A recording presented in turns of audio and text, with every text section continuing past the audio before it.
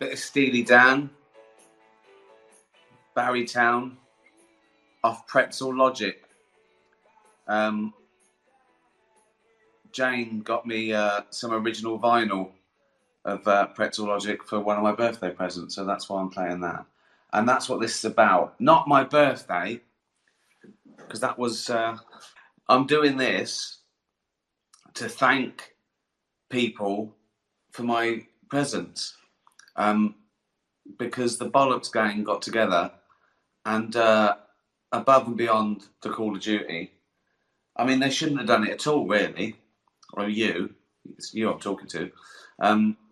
I do these things to thank you for stuff, and then you thank me for doing them. So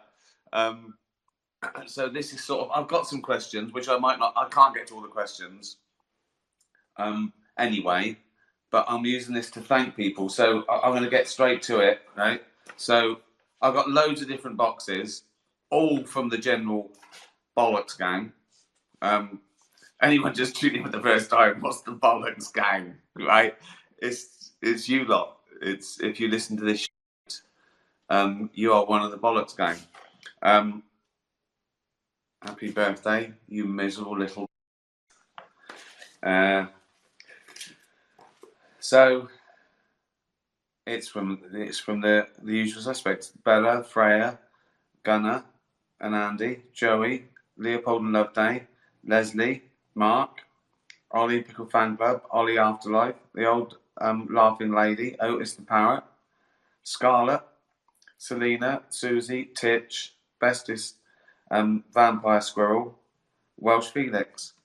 I mean, I'm going to be saying those names a lot today, but in that particular hall was a lovely book of languages, a collapsible bucket, because I'm going to end up in a bucket, obviously, and some lovely chill out aromatherapy stuff I think that's to stop me using bubble bath, which is brilliant.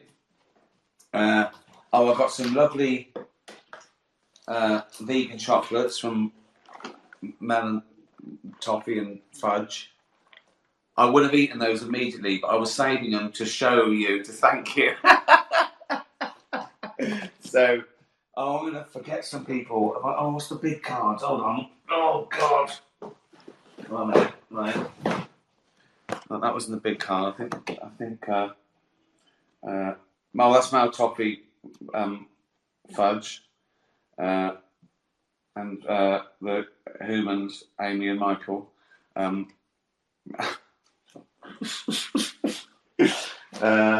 What's this? This is from Susie Hope. Look at this lovely thing. Look. This is a thing with all the Bollocks gang in there. I mean, you can't see it. You can't appreciate how amazing this is. But it's a lovely book with everyone in it. Look at this. I mean, the effort.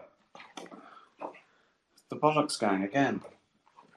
I mean, they're all in there basically. You could imagine. Just oh God. From Trey and Fur Angel Susie Hope, sent by them. But this is all from the Bollocks gang. Look at this. Look what they did here. I mean, this is pretty incredible. Same lot, innit? The same dudes, the same gang. There they all are. Titch and Rubes, Gunnar, Susie, Otis, Olympic, Miss Emma, Gordon, Ralph, Wilf and Leslie, Pax and Welsh Felix. If I've forgotten one of your names, you know I'm including you. But look, anyway, look at this. Look at these amazing things they have done. Nothing's as good if you don't share it. Little quote from Afterlife. and so beautifully done. Oh my God, I'm a very lucky boy. I can't get over it, how thoughtful this is. Should I ask a question as I'm going along to Ollie Comic Strip? If I had to lose one of the following things, the ability to enjoy the fun things in life, the ability to enjoy music, or the ability to enjoy food, including wine. Well, I couldn't not enjoy the fun things in life. That is what life's all about. Then music. I assume I can still eat food and drink wine, and it still does what. I just won't enjoy it. I used to be like that anyway. I didn't really enjoy food. Till I was like 18, till I was in my 20s, I thought food was just giving you fuel for going out and having fun. So I'd do that. I'd lose the ability to enjoy food because I could still enjoy everything else in life. I'm putting these away carefully. Sorry, guys. I know this isn't as entertaining as usual, but I have got to thank anyone because I'm just over the moon. I'm blown away. No one else gets this. I always say that George Clooney doesn't get the abuse that I get, but then he doesn't get all the presents either. Right. Oh, and this is lovely as well. Again, I should have organised this, but just from Leopold and Loveday, and obviously all the gang, and a couple of things from the guy who the Waltons was based on, and so it's great that you've remembered all the things that I've ever talked about and said. What else is in there? Something from my bunion, a bunion sleeve, some vitamin D, some orthopedic things. So good.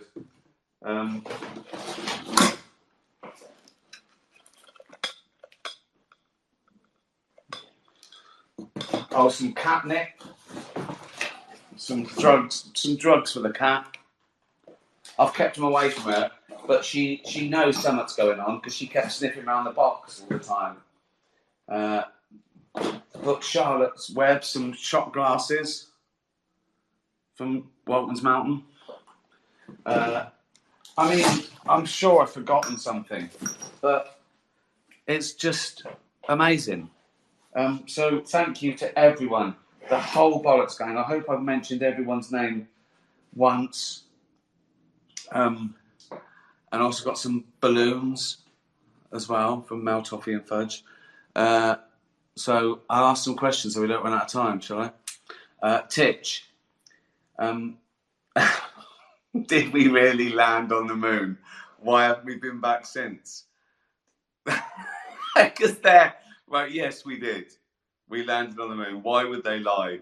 Why would they fake that, Titch? Well, why don't they just, if they were going to fake it, say we landed on Mars? We landed on the moon. I'm pretty sure of that. Why did we go back? Nothing there. Nothing there. That's my answer. Gunnar, you and David Bowie in Extras is such a momentous moment for TV. Looking back at your career, what accomplishment do you think? Do you still not believe you were part of? Well, that is up there, isn't it? Writing a song with your hero. Getting asked to write The Simpsons. Getting asked to do the Golden Globes. I think that might be it. I still think that might be it, though.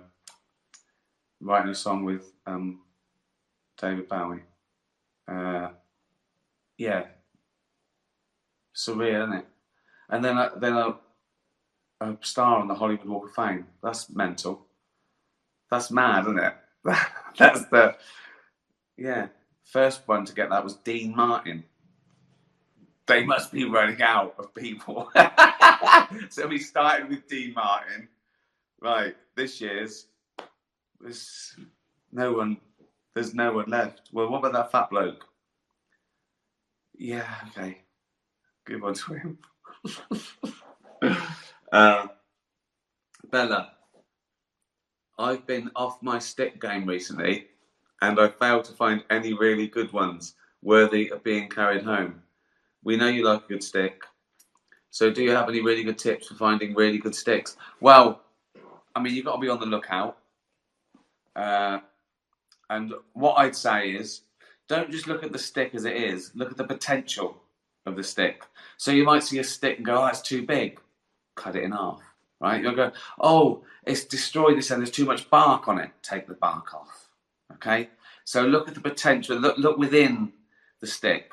Like when Michelangelo saw a big lump of rock, he didn't go, "That's boring, a big lump of rock." He saw David, didn't he? He thought, "Oh, I can make that into a man, a tiny little." That was his first thought, I think. He thought, "Well, look at this big rock. What are you doing? Making a man. Oh, right. What sort of man? Just a handsome man, a tiny little." Right? Okay. Michael, Mr. Michelangelo, have you got a little? No, no. I'm just this man. So look at the potential of the stick, Bella. Joey, I'm 9, so in human years, I'm not far off 60. Who do you think looks best for their age? So there's a beautiful picture of Joey and a bath pic of me, right? So I know what he's done there. He's tried to suggest that he looks better, but he's not in the bath. So I don't think he'd look his best if he was in the bath. I saw Ollie fall in the bath once, right? When she was a little kitten, I was in the bath, and she got up to have a look and slipped, and it was like a fucking cartoon. She slipped in the water and went like that, and she was out. And then she just was in the corner, like looking at me, and she looked like a little fucking drowned rat. So Joey, I mean, you've got a picture of yourself looking great there, but I don't think you'd look so good if you fell in the bath. Is what I'm saying. Dougal, bonjour, monsieur. Bonjour, Monsieur Ricky. You'll awaken to discover you have been wrongfully convicted of a crime. On the way to jail, what story would you invent to tell the other inmates to make you look tough and ensure you don't fear dropping the soap in the shower? I just wouldn't shower. I just stink. Make sure no one will come. I've got to worry now about people coming near me in prison. I think I'm pretty safe now. Like they all come out and they go, "Oh, some new place." I go, "Oh, fucking hell. No, you're all right, mate. You're safe." Um, so what would I do? Well, hold on. I'm assuming. But if I was wrongfully convicted of something, they go hear about Ricky Gervais. He got one. Could I make something up? I'm assuming. That I'm not. They don't know who I am. Like, I'm not famous. They don't know who I am. I'm just a bloke. What would I do if I was just a bloke? I'd say I was a hitman for the mafia. Because that's a double whammy, isn't it? Not only do I say I'm connected, but I'm like, so I'm scary even within the mob. And they leave me. I just say, yeah, I just got, sorry, I was a hitman. I can't think of a scarier thing to say. So yeah, Dougal. Stupid question. Me going to jail for a crime I didn't commit. Scarlett. It must be amazing editing Afterlife 3, bringing the story to life with all the amazing characters, especially Auntie the dog, who plays Brandy. Do you have a favourite part of the editing process? Well, yeah. Auntie is involved in one of them. I've done a lovely little thing, a little special tribute within the thing to Auntie. No spoilers. I think my favourite part of the edit is finally putting the music on and making everything fit in, because it's sort of, you know, it's chicken and egg. So you plan it for a song and then you do it, then you put the song on, then you have to make it fit, and back and forth. You might have to edit the music or edit the thing. So I'd say it's putting the music on. It just elevates it. Tony, I just accidentally hit and hurt my elbow walking around the house, then instantly called the door frame as if it was its fault. Do you do things like that? Also, do you think you'll be an even bigger hypochondriac? I don't think so. I don't think I could get worse. In fact, I think I'm getting better, because even though I'm closer to death, it's fairer. Do you know what I mean? Like if I was 18 and I went to the doctor, I thought, oh, I'm gonna. I go, this is so unfair. But now I'm going, you know what I mean? I'm not so angry at the cosmos. So, yeah. Do I bump? No, if I bump into someone, or the first thing I think of is, whose fault is that? I'd love to blame someone. So I'd love someone. It's usually me. Like, who left that fucking cupboard? It was me. Do you know what I mean? Like, if you trip on the pavement, whose fucking fault is that? Council. It's never mine. So no, I don't blame the inanimate object. But if it's someone's fault, it instantly annoys me. Even the weather. I think, who can I blame about the fucking weather? Is there anyone who told me not to bring out an umbrella? Oh dear. Daniel, I know you're getting old now. Brilliant. What do you think you'll do next after Supernature Tour's finished? More stand-up, TV or film? Definitely more stand-up. I can't wait to finish this one, because it, with a pandemic and getting that. And Netflix already bought the next one. I can't wait to do that, because every time I think I can be even braver and, So definitely stand-up. In fact, someone asked me, I don't think we'd get to it, but someone asked me if I had to give one thing up, or if I could only do one thing out of writing, directing, acting and stand-up, what would it be? It would be stand-up, because it's all of them. So definitely, I want to do another stand-up. I think I want to do stand-up. It's the standing up bit that's the problem now. I've even thought that maybe my next stand-up tour I could sit down. I don't think people would care. I'm not Lee Evans. I don't jump around. I don't do backflips or dance or sing a song. So I could just come out, say thanks very much, and sit down in a nice armchair. I mean, Dave Allen used to sit down. Yeah, he was a stool and he was upright. But I might fall asleep, particularly if I'm drinking. Because when I drink and I'm standing up, you sort of, you're sweating it out and stuff. If I was sitting in a chair, I think I'd drink more.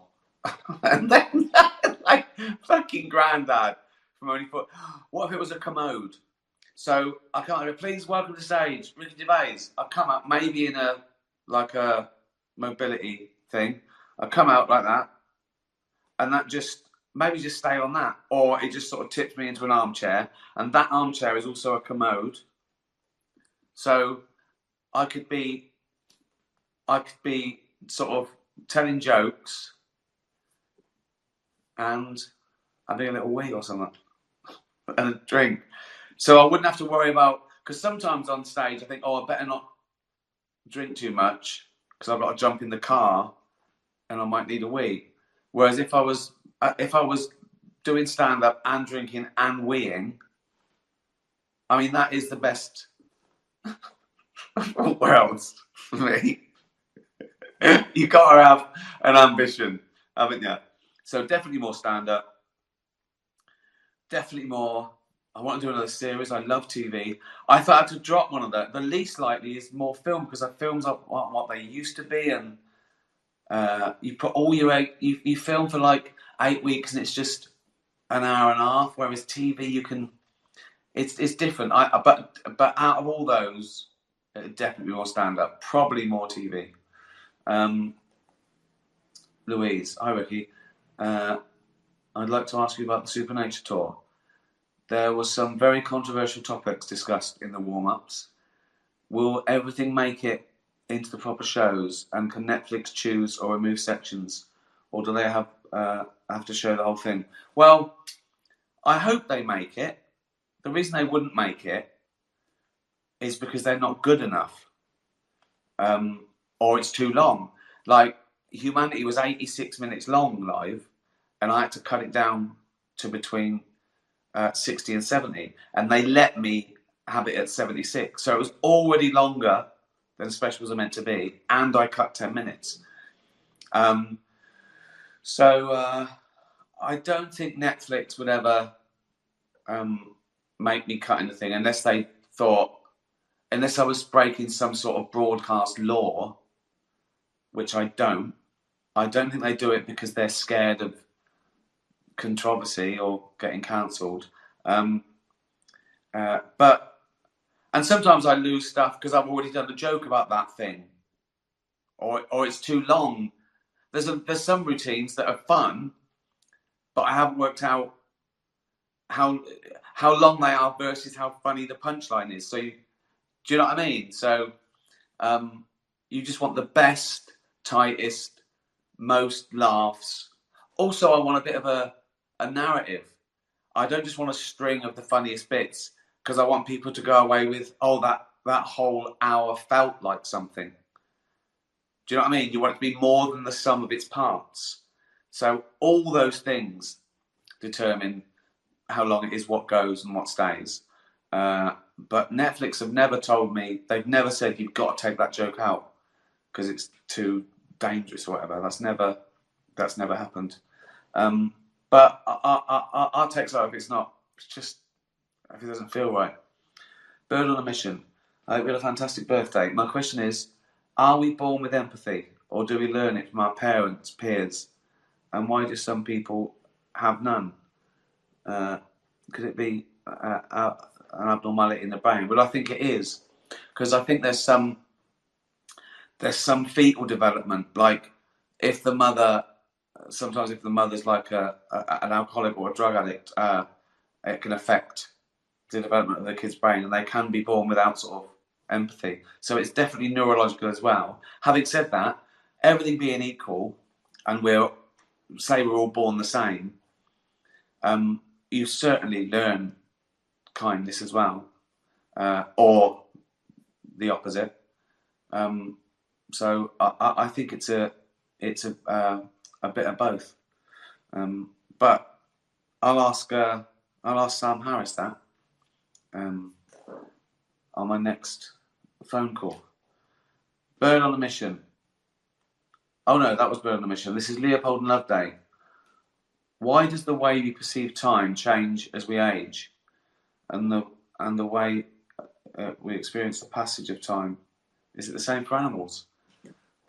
No, I don't think animals think I've only got a couple of years left like we do. Well, I suppose time is relative. Time is relative, isn't it?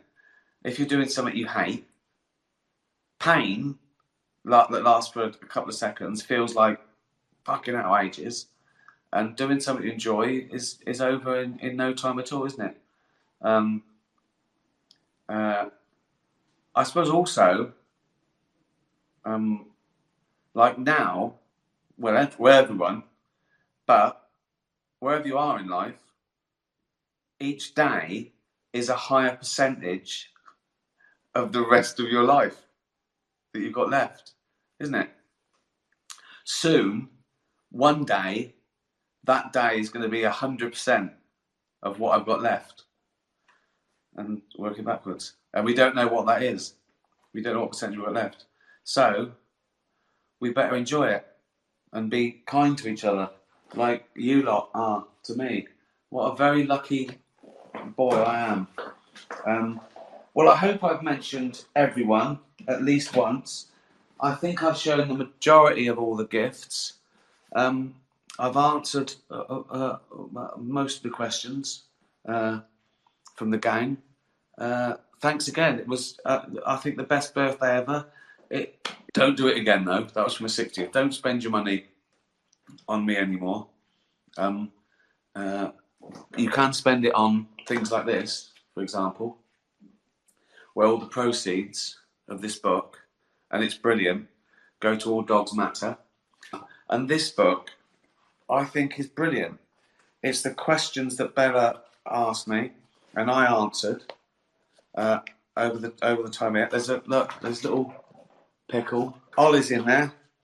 And look, there's me and Bella collecting sticks. I'm going to be horrified if I've forgotten someone. But you know I'm thinking of you, whoever you are. If your name wasn't called out on any of these things, I have seen your name, and I really appreciate it. So, especially whoever called me a miserable. Thanks, gang. What a joy. So, yeah, thanks for following. Buy Question Time. Buy a little Ricky bag from All Dogs Matter. Be nice to animals. Tatty bye, everyone. Tatty bye. Now, I am no defender of Trump, but I'm no defender of lousy, bent journalism either. And I'm sorry, that Panorama documentary was lousy, bent, dishonest journalism. And we should all be ashamed of it. Trump was a defender of the Proud Boys and white supremacists. You're ignoring the facts, Kevin. You were taking, right, a 12 to 15 second clip in a full programme, programme that was broadcast a year ago, and I'm not aware of any big public complaints about it. No, because it played for our journalists. Years we all previously, and ignoring all the other evidence. The reason that there were no complaints... They should not. The reason there were no complaints about that edit were because people didn't spot it. And the reason they didn't spot it was because we all, mostly, think that Trump did incite violence on Capitol Hill. So to see that edit simply confirmed our prejudice. We're talking about an error of judgment. I mean, Massive. you call it a lie. And I would say they were doing it probably for dramatic effect, and they shouldn't have done it. Yeah. We're going to walk down to the Capitol, and I'll be there with you, and we fight. We fight like hell. We're going to walk down to the Capitol, and we're going to cheer on our brave senators and congressmen and women. Are you going ahead and suing the BBC? Well, I guess I have to. You know, why not? Because they defrauded the public, and they've admitted it, and their top echelon. Director General and the CEO This both is resigned. within one of our great allies. You know, this is supposedly our great ally, BBC. The government has a chunk of that one, I guess, but... that's a pretty sad event. They actually changed my January 6th speech, which was a beautiful speech, which was a very calming speech, and they made it sound radical. And they actually changed it. What they did was rather incredible. They're showing me the results later on, the results of what they did, how they butchered it up. But it was very dishonest, and the head man quit, and a lot of the other people quit.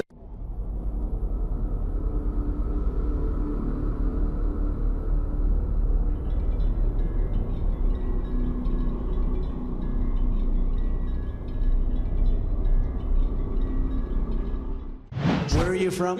BBC. Okay. Here's another beauty. It's a good line. Impartial, free and fair. Yeah, sure.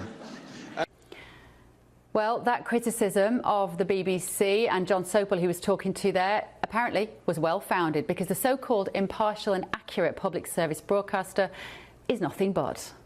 You are fake news. Sir, go ahead. Can you state categorically that nobody... No, Mr. President... Because tonight the BBC is facing serious questions over its credibility after the Daily Telegraph exposed a Panorama segment that heavily doctored a speech by the American president in 2021, hours before the infamous January the 6th Capitol riot. As you're about to hear, the corporation spliced together two quotes 1 hour apart to make it seem like he encouraged an insurrection. Played the following clip. We're going to walk down to the Capitol, and I'll be there with you, and we fight. We fight like hell. But Trump didn't, in fact, say this at all. The BBC spliced together two clips that took place 54 minutes apart. So let's go through it again. We're going to walk down to the Capitol, and I'll be there with you. Now, see there, between Capitol and, that's a cut. Here's what Trump actually said. We're going to walk down to the Capitol, and we're going to cheer on our brave senators and congressmen and women. It's different. It wasn't until nearly an hour later that he then said the second part of the BBC's version. We're going to walk down to the Capitol, and we fight. We fight like hell. I did one interview once, right? This is true. About 4 or 5 years ago. It was for a posh paper as well, one of the Sundays, posh UK paper. I thought, you know, they could be a bit, you know, snidey, but they're fair.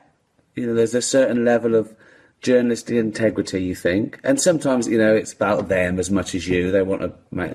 But I thought that'd be fine, a profile piece. I had some DVD coming out or some telly programme, so I thought, yeah.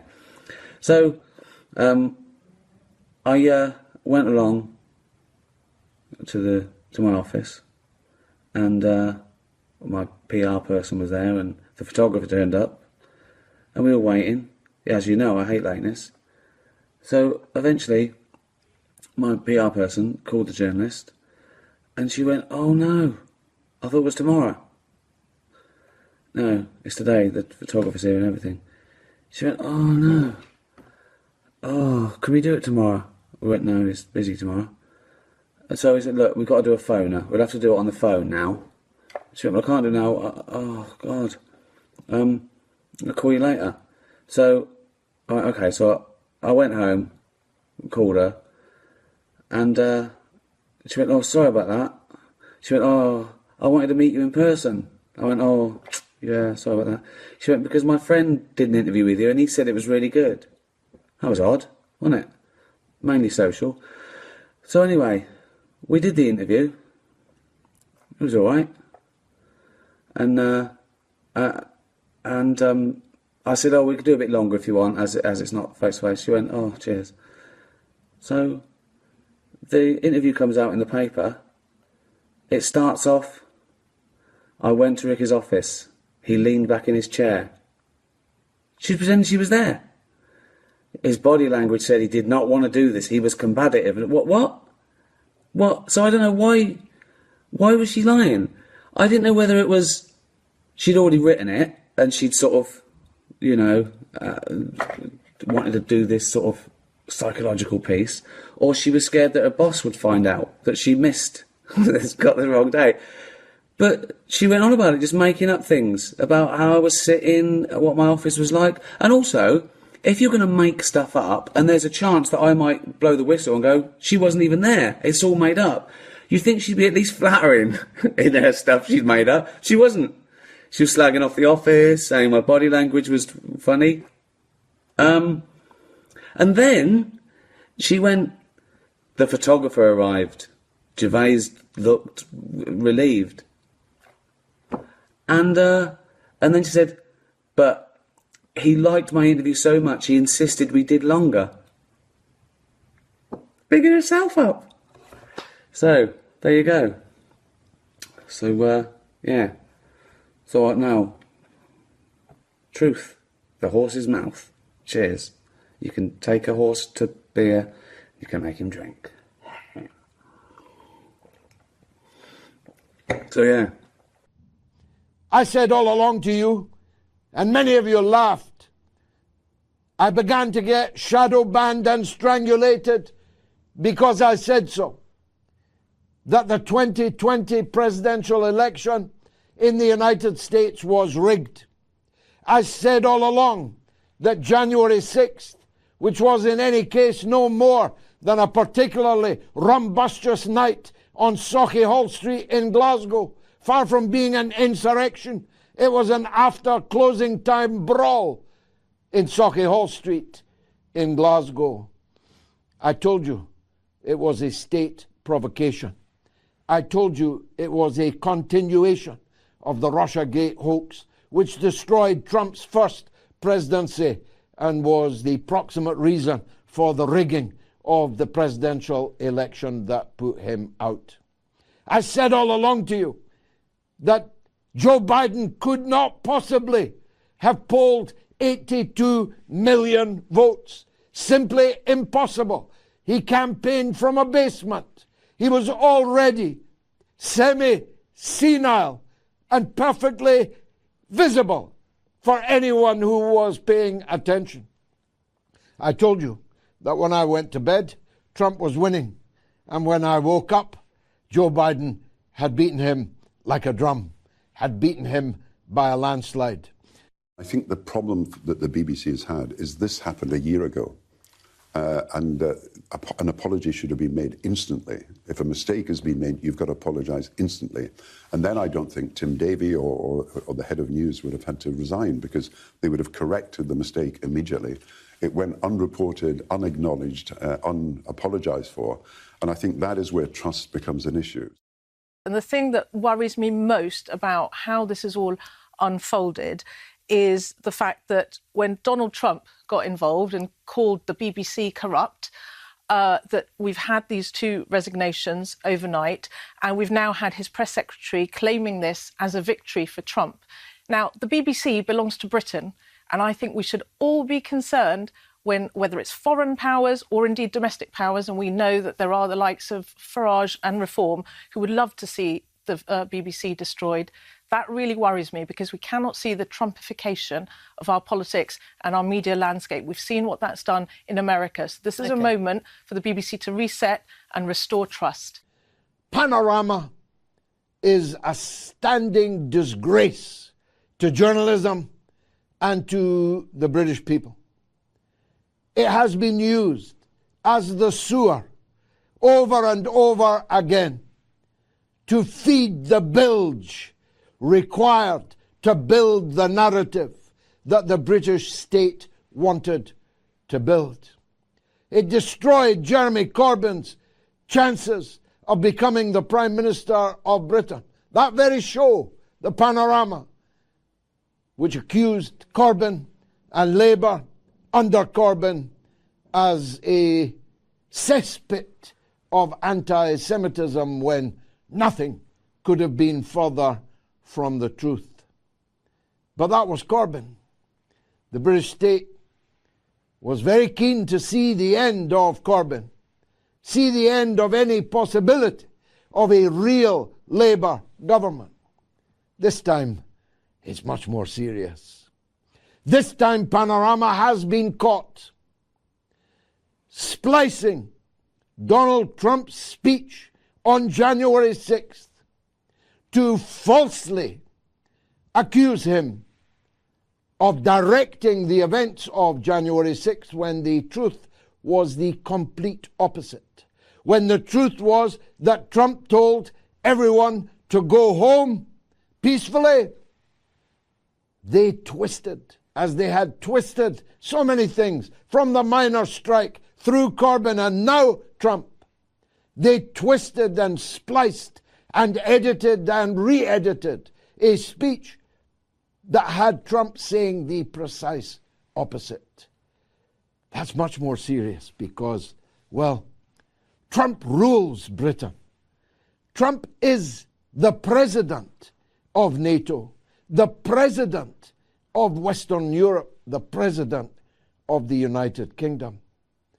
And when the BBC was caught out falsifying the words of their own president for their own twisted, centrist narrative, they had to go.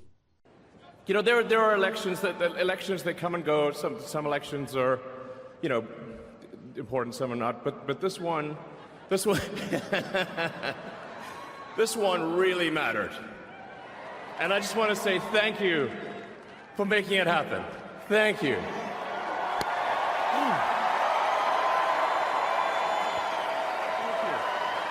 My heart goes out to you.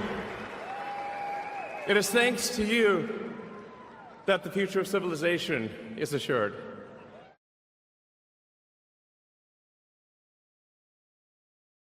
Tired straight away. I'll tell you why. Right? It's not just the hot bath and the stingy eyes and that I'm old. Right? It's the fact that I've got a frozen shoulder coming. Now, if you remember, about 10 years ago, this one was frozen, right?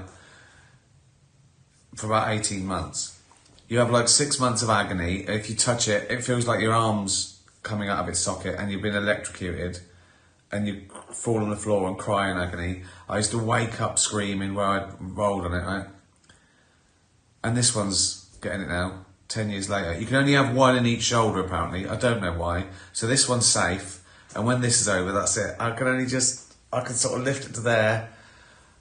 And it's got to the phase now where I'm not sleeping. It's been about a week where there's nowhere you can lay because your weight of your own shoulder, you can't lay on it. You can't even lay on the other side because the weight of the shoulder squeezes all the badness.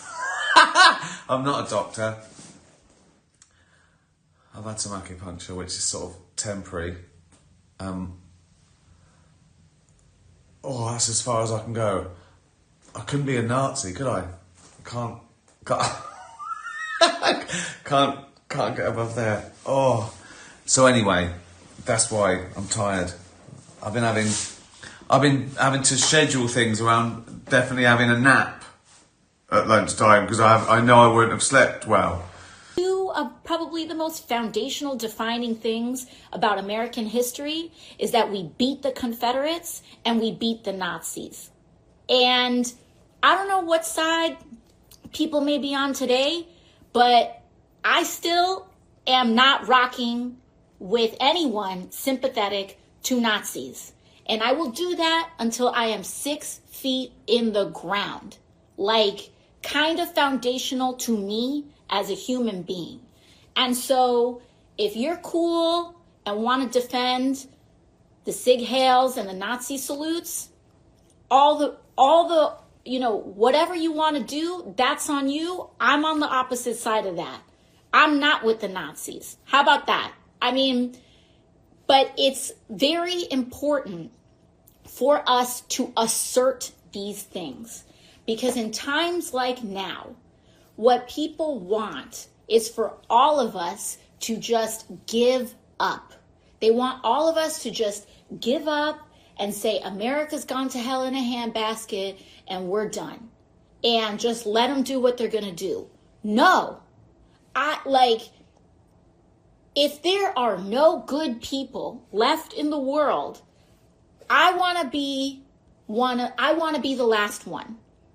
And that's the ethos every single one of us can take. I'm tired, my fucking frozen shoulder. That's as far as I can get it. Tatty bye, everyone. Tatty bye. To hear the words spoken, you do not have the right to remain silent.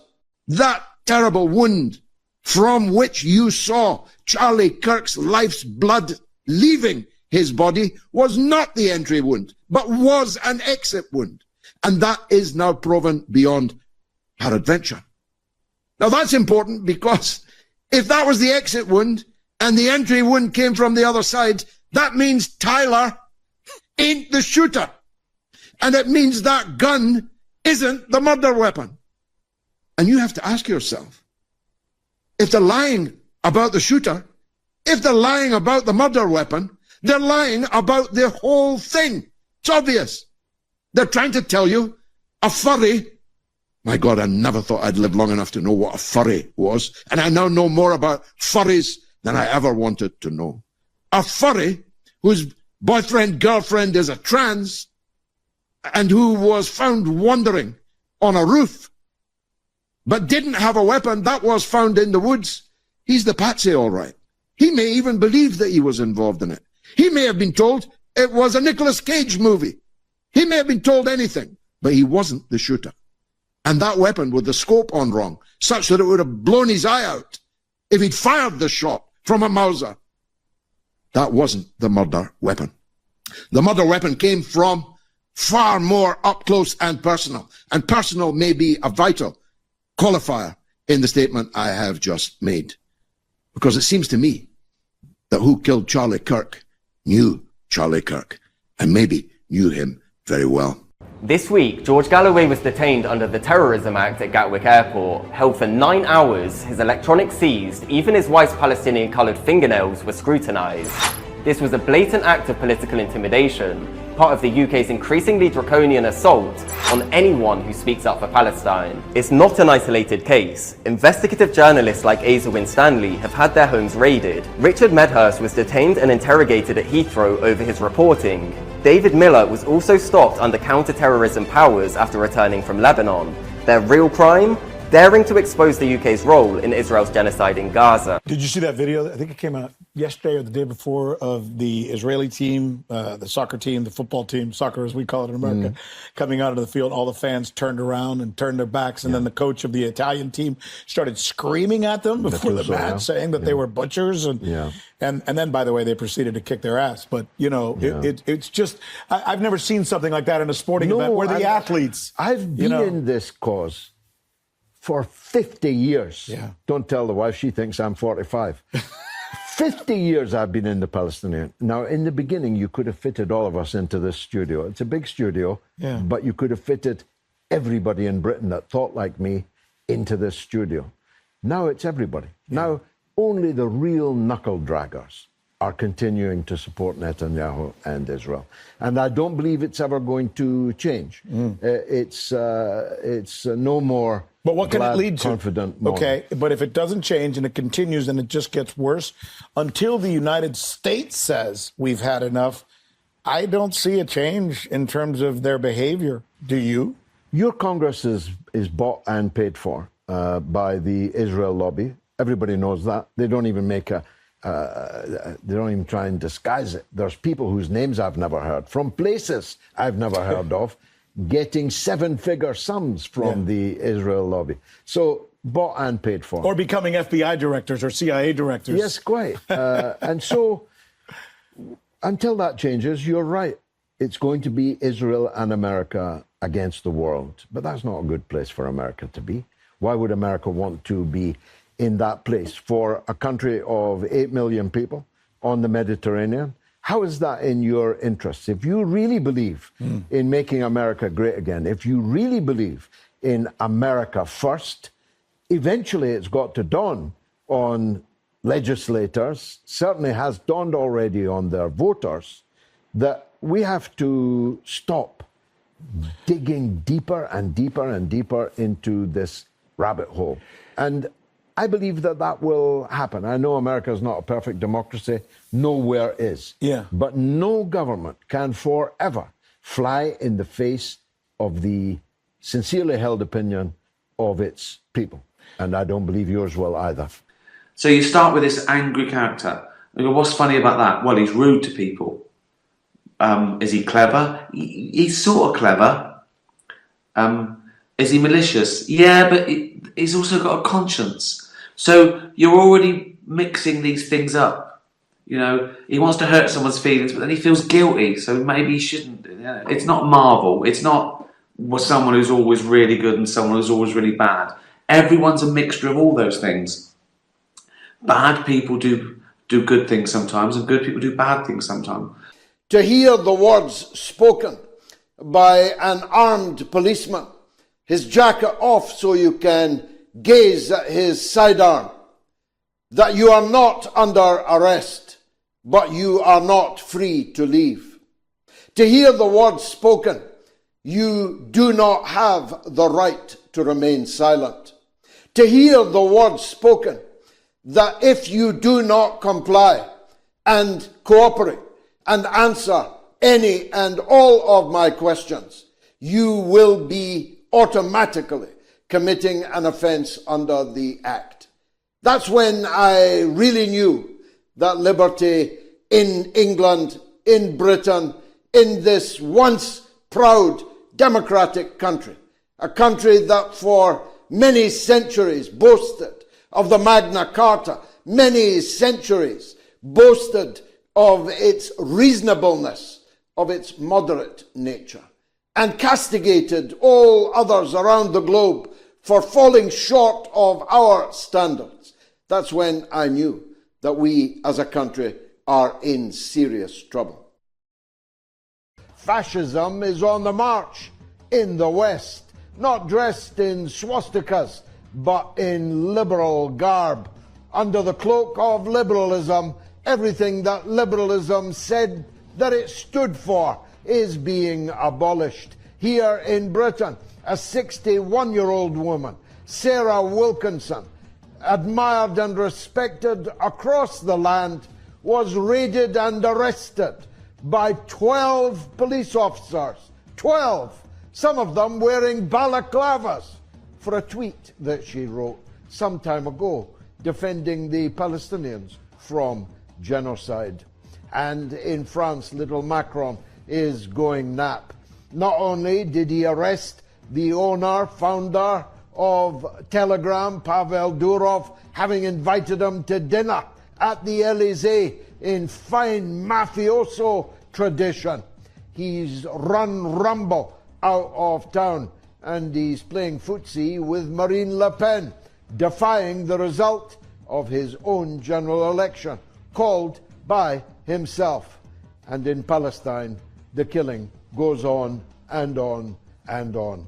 Triggered, that's the worst bit. I'm triggered. Yeah, we all are. We're all triggered. Live with it. This was a live report in August last year. Well, because... Free Palestine! Free Palestine! I think, apologies for the language you're hearing, but a sense I think you can hear there. That happened right here during the height of the riots last summer. People from the Muslim community in this part of Birmingham had heard that far-right protesters were on their way, so they'd come out onto the streets to defend them. As we tried to drive away, we were chased by a man with a knife who tried to slash the tyre of one of our vans. He's gonna us. What country is in this video?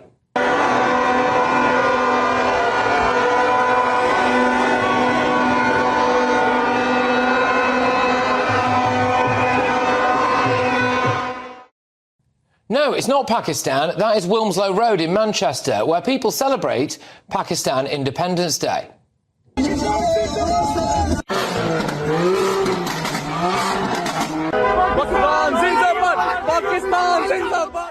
Hey, it's good. Just normal British lads in a British city doing British things.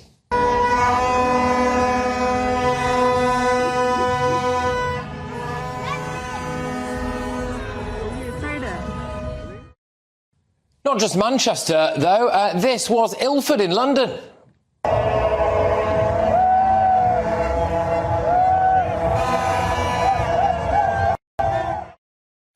Lads, I've only got one criticism for you.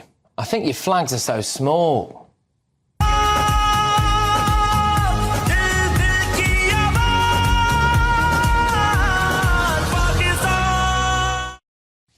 That's better. That's how you do it.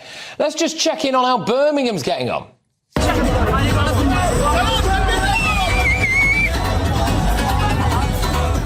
Oh, and Birmingham Council got involved. They turned Birmingham Library into a giant Pakistani flag. Lovely stuff. So the council can light up public buildings in the Pakistani flag, but they can't organise bin collections. Oh, I mean, I'm trying not to be dramatic here, but the smell is absolutely overpowering, I'm afraid. There's flies everywhere. Yeah. They're raising council tax and letting the city rot in its own filth, but the Lord Mayor...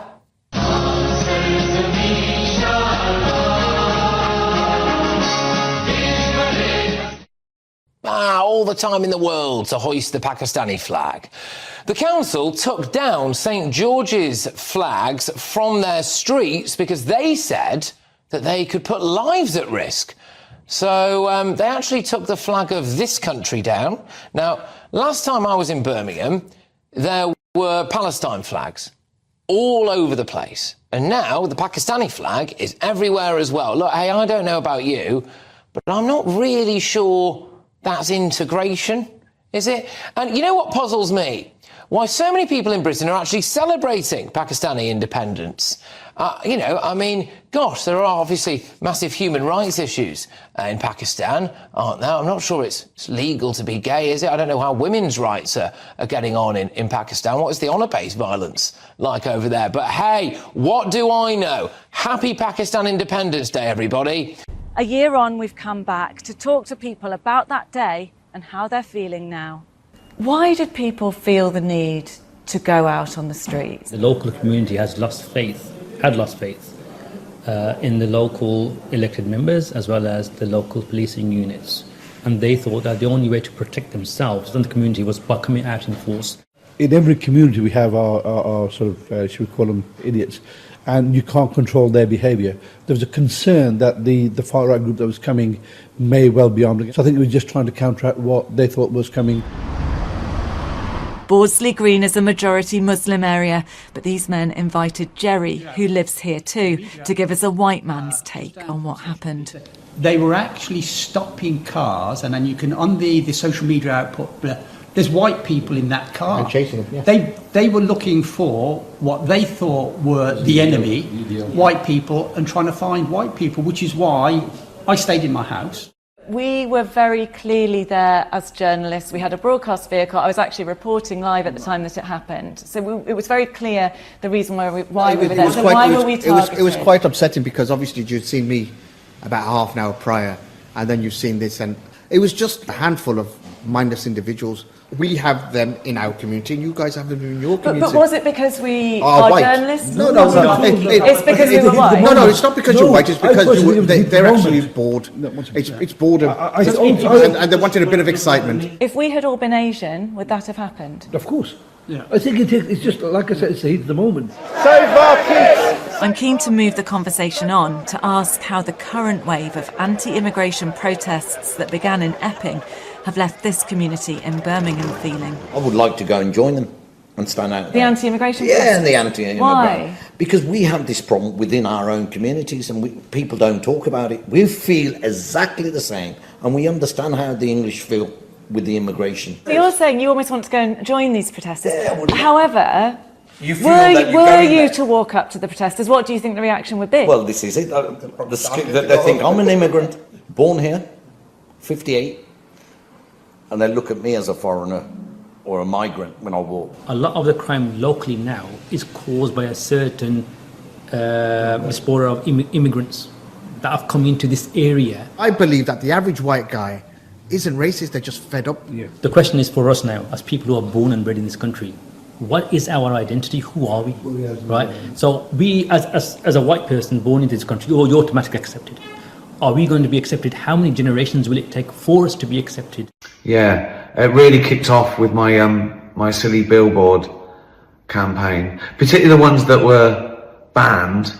There's some that that couldn't go up in the tube, so we sort of mocked them up, and I tweeted them, and still got complaints. Obviously, we got one complaint. It was the one, don't jump, you'll make everyone late for work, you selfish prick. One bloke wrote to us saying, I just saw this in the tube station, I'm horrified, I was triggered, please can it be taken down? We wrote back saying it was never up. He went, oh, right. Triggered, that's the worst bit. I'm triggered. Yeah, we all are. We're all triggered, live with it. It means you're paying attention. Triggered. I see all these videos now on social media, like 20-year-olds with a nose ring sitting in their car crying because someone got their name wrong in fucking Starbucks. They wrote my name wrong. Right? Fuck me. Triggered.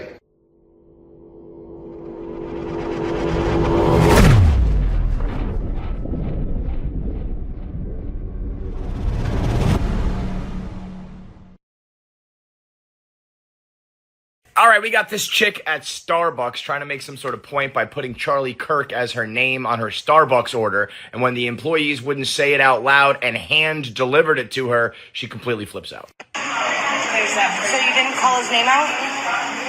You didn't call the name out? Yeah. She's recording right now. I am. Yep. Why can't you say his last name? What is happening? Why are you being like that to her? Why are you being like, yeah, why are you being like this? Yes. Well, okay, why are you being like that to me? I'm not.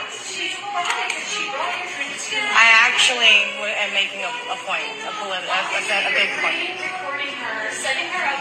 I actually wrote a very good post prior to this. It's not. I wrote a very good post. She wrote a very good post. She wrote a very good post to this before she made her point. This chick sucks, man. Sucks. Showing up to Starbucks to torment this poor girl who's probably working to make some extra dollars while she's at college. Cosplaying as Charlie Kirk while you immediately pull your phone out because you know this is going to cause a problem. Just living your entire life based on the internet and what sort of reactions you can garner based on your beliefs that you don't actually care about. You don't really care about freedom of speech and Charlie Kirk and political ideals. You just care about making waves on the internet and bothering some people that you view as the enemy. And then she has the audacity to do this follow-up video where she's crying. I'm tired of everybody fighting. Oh, I'm so tired of America being divisive because people like me don't actually care about other people, and I just set out to catch them in gotcha moments that might compromise them at their place of work, so hopefully they'll get fired so I can make a point on the internet that I'm better than them because of my political party. You know how fucking tapped you gotta be to run around town ordering coffee, writing down the name of a man who just got his fucking neck blown off in front of the whole world? Of course she's not gonna say that out loud. That could cause all sorts of problems for myriad reasons. Great SAT word, by the way. It is this sort of bullshit that has nothing to do with your political beliefs and ideology and your party and America and freedom. This is just you being a performative asshole on the internet for attention. For the 4,957,283,612th time, be normal! And that is why today I am announcing this government will make a new free of charge digital ID mandatory for the right to work. You're not registered. You got your identity card? Let me see your identity card. Yes, of course. I want to see your identity card! Let me spell that out. You will not be able to work in the United Kingdom if you do not have digital ID. It's as simple as that. Because decent, pragmatic, fair-minded people, they want us to tackle the issues that they see around them. Orwellian. Terrible. Oh, you've got me fucking started now. One of our viewers got in touch and wanted us to ask this question. Ross Brown wanted us to ask you if you really believe that those profiting from human trafficking will think, oh dear, I have to check your digital ID now. I can't carry on paying you £1.50 an hour to work in my sweatshop. I'm absolutely convinced that amongst the reasons that people travel through France, which is a safe country, to come to the United Kingdom, amongst the reasons is because it's easier to work in our illegal economy than it is in other countries. And we have to deal with that. Bosses who are prepared to hire people illegally are not asking them for their national insurance card. So what's the evidence? What makes you think they're suddenly going to ask them for a digital ID? We need to be really clear. You must have ID, mandatory digital ID, in order to work, because we have to stop illegal working. If you look at any of the raids, we've massively increased the number of raids on working premises. It is absolutely clear that people are working illegally in numbers. But why do you think that them having a digital ID, having to have a digital ID, would stop that problem when right now people are meant to have a national insurance number and card, and if they're not asked for that, a boss is willing already to break the rules? What's the difference going to be? Well, the difference is this is on point of starting, not a retrospective exercise as it now is. It is an automatic collection of the information by the government, so we know exactly who is working in our economy, and it will help us enforce the rules that are there. But there's no point people saying to me, why do we need it, when we all acknowledge there is a problem. People are working illegally in our economy. It is amongst the reasons that people want to come to the United Kingdom. We have to deal with that. I made a pledge that we would do whatever was necessary, use whatever tools were available to deal with illegal migration. I intend to do so. I am announcing this government will make a new free-of-charge digital ID mandatory for the right to work by the end of this Parliament. Let me spell that out. You will not be able to work in the United Kingdom if you do not have digital ID. It's as simple as that. Certainly in the UK now, we're at a crossroads. We have got a right-wing proposition that we've not had in this country before. We've gone on for decades with elections which are basically either a Labour government or a Conservative government, pitched usually pretty much on the centrepiece of politics, the centre ground of politics. So, but now we face a very different proposition with Reform and Nigel Farage. It's that march that we had here 2 weeks ago in London, in Whitehall, that sent shivers through the spines of many of our communities well away from London, not just those in the immediate vicinity. So there's a battle for the soul of this country now as to what sort of country do we want to be, because that toxic divide, that decline with Reform, it's built on a sense of grievance politics, identifying something real for sure, but relying on the problem existing in order for their politics to persist. It's great as well because it's all about looking at the evidence. In fact, it's so fucking apt for today. So it's about a jury in a. I won't give it away, but it's a big court case, and there's a jury. Everyone's wanting to see what they want to see for their own benefit. Just like today, people not looking at the evidence, just looking at what's good for me. People covering up evidence if it ruins their narrative. People fucking denying science these days because it doesn't fit into their narrative. Terrible, just terrible. People creating a new dogma with its own fatwa, bullying people because they think differently. Orwellian, terrible. Oh, you've got me fucking started now.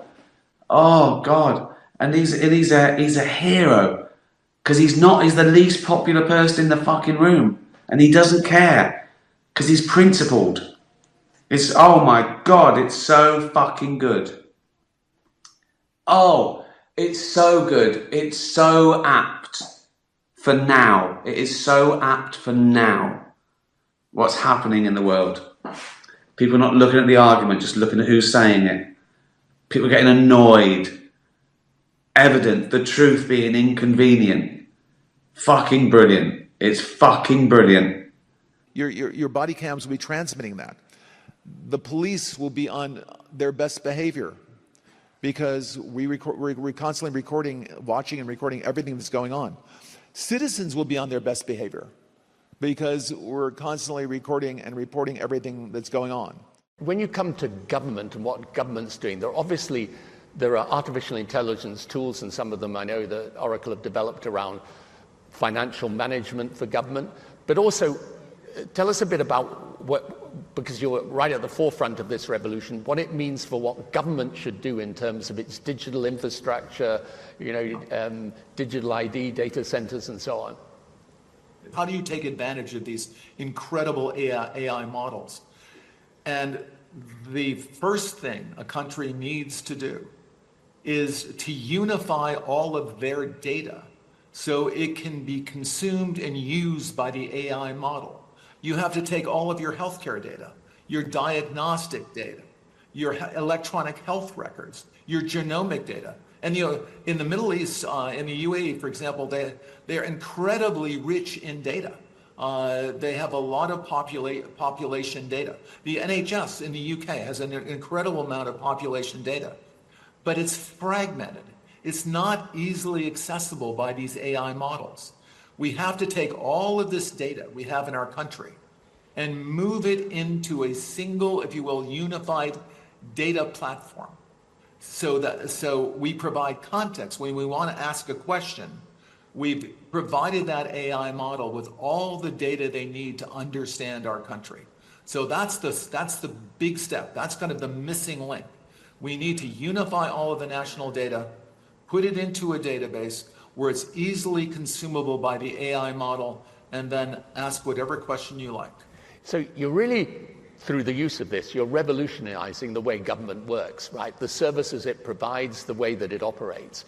What about things like financial management, procurement? How can AI help a government operate more efficiently, more effectively, give a more direct and better service to the citizen? Well, we have these modern financial systems. So, countries can, and all, for example, the AI system will help you do that. But again, the secret is to get all of that data in one place. Without having the basic data, it cannot answer the question about your country. I think countries are very uncomfortable with keeping their data in other countries' data centers. So I think part of our essential infrastructure, just like airports obviously need to be in our country, or they're not terribly useful. Ports need to be in our country, and they're not terribly useful. Data centers, because of the privacy requirements around the data, need to be in our countries, or they're not terribly useful. They need to be in our countries, but they also need to be secure. And there are new technologies right now. This is the last year you will ever log on to an Oracle system with a password. Next, by the middle of this year, I'm quite certain you are Tony Blair. So how do I know? Well, I look at you, I hear your voice, I listen to the kind of questions you ask. I'm pretty sure you're not synthetically created in having this conversation. The security system, we have biometric logins. The computer recognizes you. It recognizes your voice. It might ask you to put your index finger on the return key. And we're absolutely certain it's you. There's no reason to enter a password. In fact, passwords are too easily stolen. The data centers and data is being taken hostage all over the world. The ransomware business is a very, very good business. It's getting bigger and better every year. We tend not to talk about it because the American FBI has a simple advice to someone whose data has been ransomed. Just pay them because there's nothing we can do about it. But there is something we can do about it, not after the data is stolen, but before the data is stolen. We can make sure that we're using the latest security technology, and it is going to be biometrics assisted by AI to make sure that you are in fact Tony Blair, and I'm sure you are. Now, I would love to have lived to be 150 years old. Well, there's an amazing opportunity to reimagine the state, the way that government functions, and the service that it can provide for its citizens.